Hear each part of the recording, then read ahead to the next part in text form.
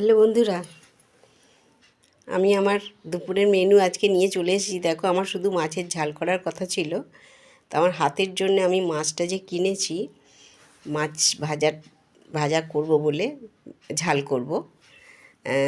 এক মামি শাশুড়িকে দিয়েছিলাম মাছটা ধুতে, তো উনি বললেন যে বৌমা আমার তো তরকারি হবে, মাছের তরকারি ডাঁটা আলু দিয়ে, তো তোমাকে আর একলা করতে হবে না, এই মাছটা আমাদের দিয়ে দাও, করে দেবো। তো উনি করে দিয়েছেন।